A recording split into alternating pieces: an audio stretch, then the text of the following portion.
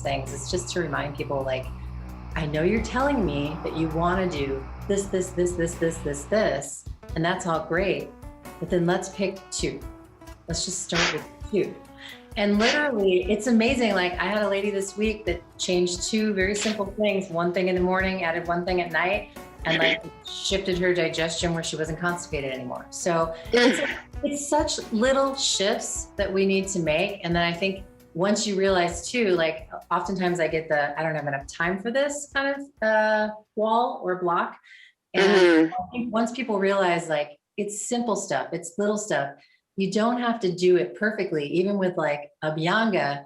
Sure, would it be great in a perfect world if we, could spend an hour self-massaging, take a hot bath afterwards, whatever, take a nap, like do all this stuff.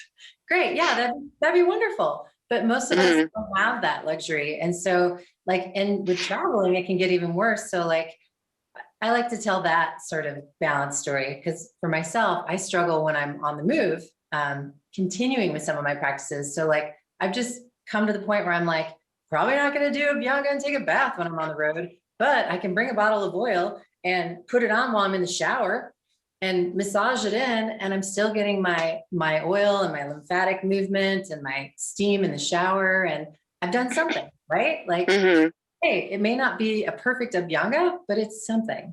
And it's the intention behind it, right? So it's really about setting intention and then making little micro steps.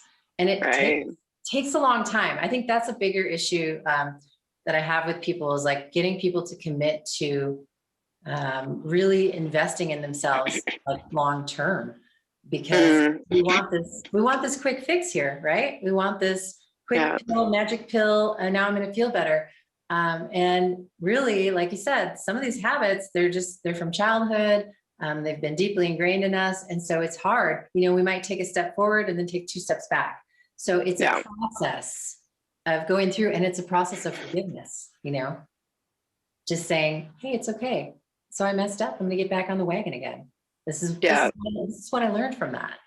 This is what didn't feel good about me choosing to do this instead of this, so it's like an experiment, in some sort. So I do like to remind people that, like, have fun with it, experiment. If you, fall off the wagon and do something you shouldn't be doing, well, look at it that way. Like, how do you feel? Do you feel good? Like, did you have symptoms coming up, signs from doing whatever it was? And if so, hey, it's a good reason to get back on track, right? So it's sort of a slow learning process.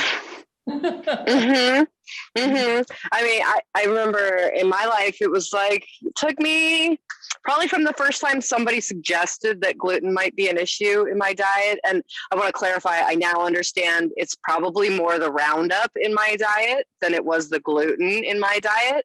Right. So, and I've got a whole podcast on like getting glyphosate out of your guts, that if people are interested in that, like go listen to that, and how you should be actually handling your grains if you're eating grains and all that. Cause that's good stuff for conception too. Like, women need to know that, like how to remove some of those things so that they can more easily conceive. Yeah. Yeah, absolutely. I love that whole spectrum. Is like, let's get glyphosate out of your gut. Let's get all the, like, any of that endometriosis, PCOS, like steaming is incredible for that. And I love that as a practice. But it probably took me about 5 years from the first time somebody was like, are you sure maybe you should try taking gluten out of your diet? It took me probably about 3 years to take it out of my diet, but still picking food off my son's plate because I was still cooking it for him, and then it took another year and me like doing some serious fasting and stuff to be like, no,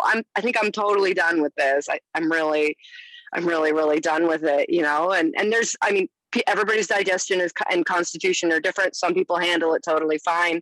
But if you're having health issues and you haven't tried that, it is absolutely, the glyphosate is a really, really big contributor to a lot of people's health issues. Some of the charts I've seen on the rise of all these diseases and the rise of like GMO soy and corn in people's diets is just like, there seems to be a pretty solid correlation between these things. So, but it's a slow journey. It can be a slow journey. And I remember saying to a roommate of mine, like, for me, the journey is continuing to come back to a place of self-love when I do behaviors that I know aren't good for me and are despicable. And he's a young guy. He's like 24 with a pretty easy life to that point. And he went, well, I just prefer to not do the despicable behaviors. And I go, well, that's good for you, but I'm not there yet. I've got habits and challenges that involve behaviors that I absolutely know are not good for me, that I absolutely continue doing every day. And I really just have to like love myself enough to let it go one day. And that might take me 6 months to do, or it might take me 5 years to do. But if I'm hating myself, you know, like I remember the day the self-loathing lifted and it wasn't there anymore in the same way. You know, I remember that day and it was like, oh, okay. Like all the work I've been doing, like, oh, there's like a hole in my chest where hatred used to live and it's gone now. Let's fill it with love, you know? And so it is like, it's so important to recognize it can be a slow journey. And when you've got, you know, great tools and great like supportive practitioners and you're all in, you can make change in a short period of time. But I think it's important for people to remember too, that it took them maybe 20, 30, 40, 50 years to get to where they're at. To expect it to shift overnight and keep everything the same is like, that's a little unrealistic. Yeah, and there's usually so many hidden things, like you're saying, with hidden pesticides and things that, you know, the way that we're marketed to with like topical products and makeup.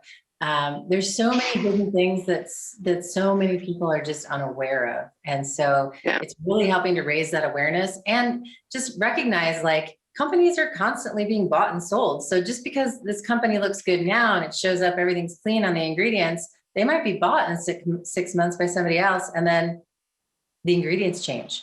So as a consumer, it's sort of our job to always be educating ourselves, you know, as much as we can. There's so much more for you over in the Joygasmic Life membership. Become a bulletproof mom with us. Learn the tips and tricks and skills you need to recover from your postpartum mental health journey and learn the tools of Joygasmic alchemy so you can have the kind of birth you've been dreaming of.